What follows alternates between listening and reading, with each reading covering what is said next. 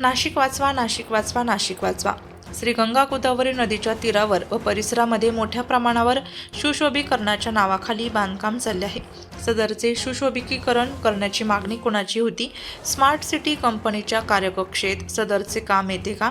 इतक्या मोठ्या प्रमाणावर सरकारी पैसा खर्च होत असताना कोणत्याच अधिकाऱ्यांनी त्याबाबत भूमिका स्पष्ट का केल्या नाहीत? सदरच्या कामासाठी पुरातत्व खात्याची, जलसंधारण खात्याची, नगररचना विभागाची परवानगी घेतली होती का? सदरचे बांधकाम हे नियमात आहेत का? असे प्रश्न अनुत्तरित आहेत। नदीपात्रात बांधकाम करता येत नाही, पूर नियंत्रण कक्षात बांधकाम करता येत नाही, नदीपात्रात खोदकाम करून सिमेंट टाकता येत नाही, असे आम्हाला श्री गंगा गोदावरी नदी घाटावरील श्री अहिल्यादेवी घाट, गांधी तलाव, कपूरतरा स्मारक, नारोशंकर मंदिरापाशी घाट व सांडवे हे काळ्याभोर पाषाणातील दगडांचे आहेत। अनेक मंदिरे, समाध्या त्या लगत आहे, त्या तोडून तेथे सिमेंटचे ठोकळे टाकून पात्र अरुंद करण्याचा कार्यक्रम प्रशासन करत आहे। पुण्यश्लोक अहिल्यादेवीचा त्यांनी बांधलेला तो सुंदर घाट नेस्ताभूत करण्याचा त्यांच्याकडून प्रयत्न झाला आहे। गांधी तलाव चारही बाजूने आतील बाजू जवळपास 14 बाय 14 फूट सिमेंट कॉन्क्रीटच्या ठोकळे टाकून पायऱ्या बनवल्या जात आहे। एका बाजूला नदीपात्र सिमेंट मुक्त करायचं, त्याऐवजी सिमेंटचे थर पात्रात टाकून गोदावरी नदी प्रदूषित केली जात आहे। याचा परिणाम येथे अपघात व पात्र लहान झाल्यामुळे पाण्याच्या फुगवट्यामुळे पाणी रस्त्यापर्यंत जाणार आहे। अतिरिक्त बांधकामामुळे रहदारीस अडचणी निर्माण होणार आहेत। सदरचे बांधकाम खरे तर अतिशय पौराणिक व ऐतिहासिक अशा गंगा गोदावरी नदी व घाटाच्या छेडखानीमुळे सर्वच गंगा गोदावरी व अहिल्या माता भक्त व्यथित झाले आहेत। त्यांच्या भावनेला सुद्धा छेद केला आहे। आमची सर्वांची एक मागणी आहे, संपूर्ण गंगा गोदावरी पात्र हे स्वच्छ, सुंदर, प्रदूषणमुक्त, विना बांधकाम व्हावे अशी अपेक्षा आहे। नदी, वरुणा नदी, नंदिनी नदी, सरस्वती नदी या नद्यांचे सर्वेक्षण होऊन त्या नद्यांच्या व पात्राच्या सीमारेषा निश्चित केल्या जाव्या। गंगा गोदावरी नदीचे देखील पूर्ण सर्वेक्षण करून त्यांची लांबी, रुंदी हे निश्चित करण्यात येऊन त्याच्यावर कोणत्याही प्रकारचे अतिक्रमण होऊ नये याची काळजी घेणे अतिशय गरजेचे आहे। याबाबत शासन निश्चितपणे दखल घेतील अशी आशा आहे। जय गंगा माते की जय, पुण्यश्लोक अहिल्यादेवी की जय। राजू भाऊ, भर पावसात आपण इथं आंदोलनाला बसले, तर काय आपलं म्हणणं आहे? विषय असा आहे का संपूर्ण भारताच्या मान्यता प्राप्त असलेलं हे तीर्थक्षेत्र आहे। संपूर्ण भारतातून आणि नव्हे तर जगातून लोक इथे या तीर्थक्षेत्रावर येत असतात।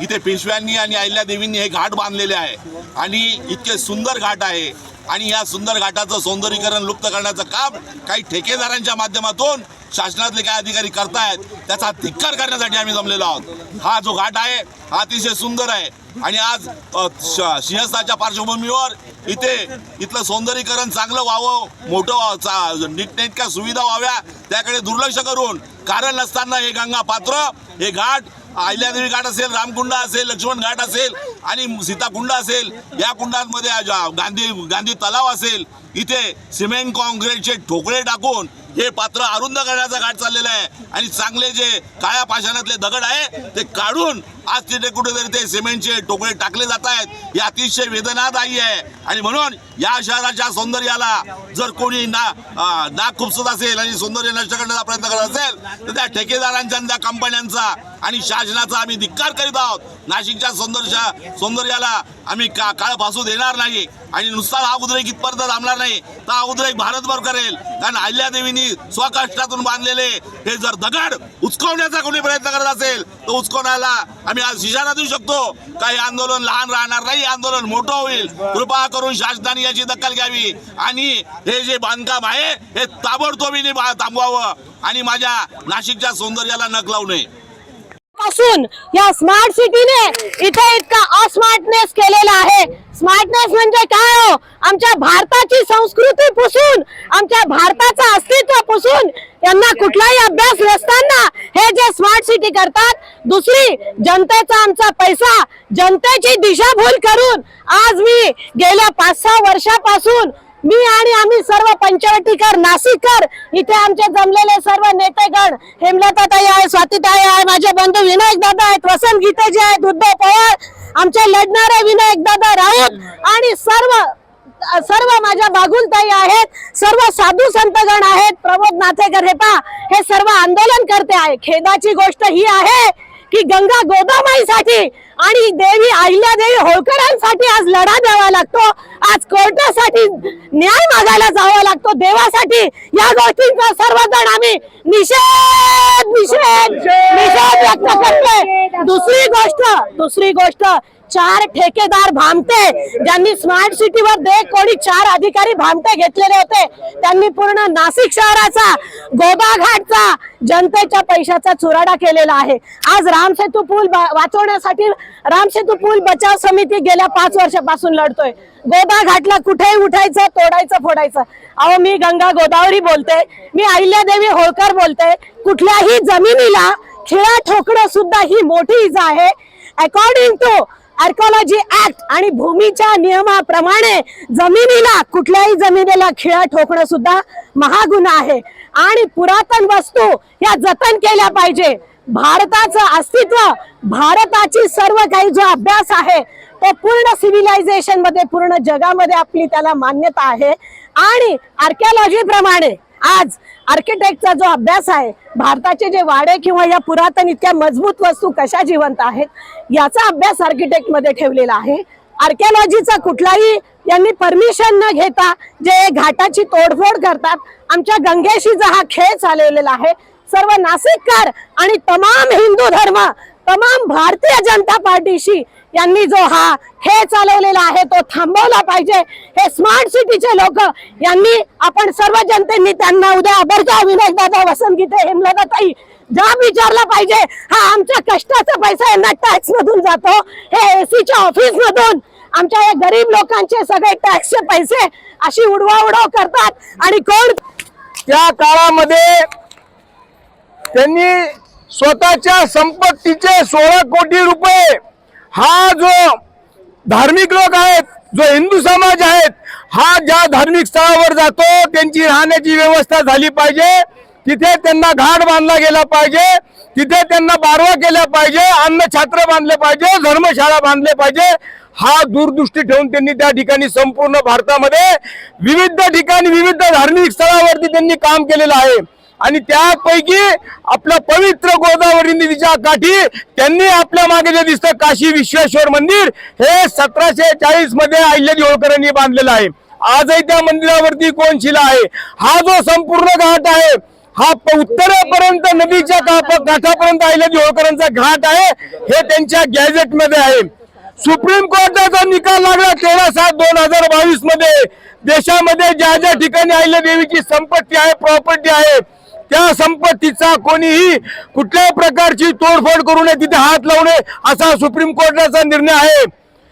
आज या ठिकाणी विकासाच्या नावावरती ज्या माऊलींचा ऐतिहासिक घाट तोडला, त्या ठिकाणी संबंधित एजन्सीने कंटेम्प्ट ऑफ कोर्ट केले. त्याविरोधात आम्ही आता कोर्टात पण जाणार आहोत. संबंधित एजन्सीला आम्ही कोर्टात तोडणार आहोत. हा आस्थेचा विषय आहे, हा तमाम हिंदू धर्म बांधवांचा विषय आहे. आणि जर अशा प्रकारे या ठिकाणी त्या माऊलीचा जर या ठिकाणी केलेल्या विविध विकास कामांचा या ठिकाणी तोडफोड असेल, तर आम्ही या ठिकाणी अखिल भारतीय धनगर समाज विकास परिषद राष्ट्रीय अध्यक्ष या नात्याने मी स्वतः आणि आमचा सर्व समाज बांधव या गोष्टीचा जाहीर निषेध करतो. या आंदोलनामध्ये नाशिक शहरातील विविध संघटना, विविध हिंदू संघटना, विविध पक्ष, पुरोहित संघाचे सगळे या ठिकाणी पदाधिकारी, विविध साधू संत महंत उपस्थित राहिले. त्याबद्दल मी सर्व या ठिकाणी मनापासून आभार मानतो. वेद से रघुनाथाय नाथाय शिशिताय पते नमः। आज बड़े आनंद की बात है, गोदावरी के तट पर हम लोग आज सब लोग खड़े हैं। आज देश की विकास होता है तो शहर के विकास होता है, लेकिन जहाँ तीर्थ की विकास होना चाहिए, लेकिन तीर्थ में रहने वाले उनसे चर्चा करके विचार करके विकास के काम करना चाहिए।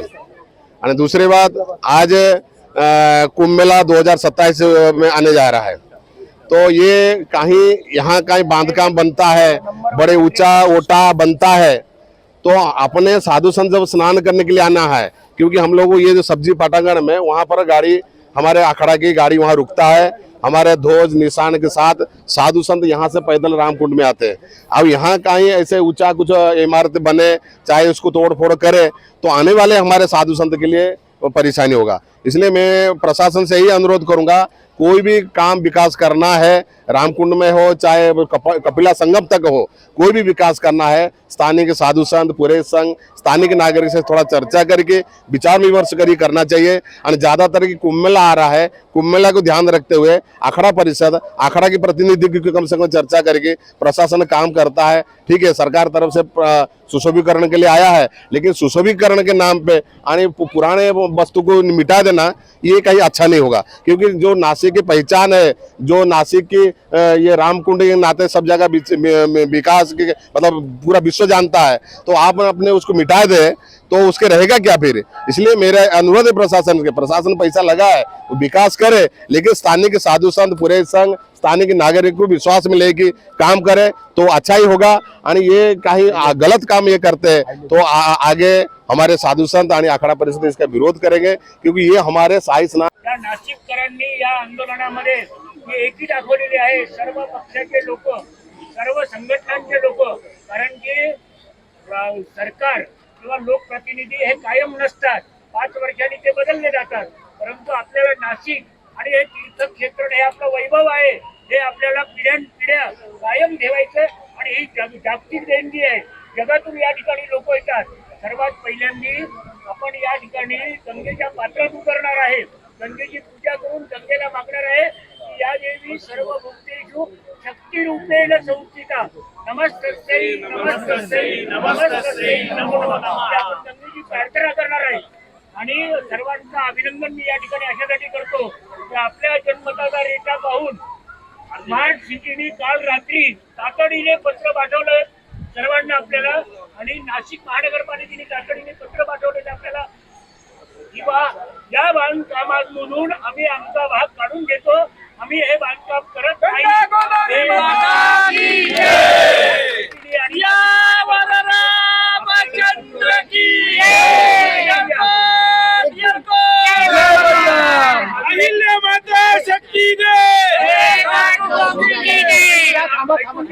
परंतु हा जो आहे हा संपूर्ण विजय नाहीये, हा जो आहे हा आपण पडलेला पाऊल आहे, अजून आपल्याला फार मोठी लढाई जिंकायची आहे।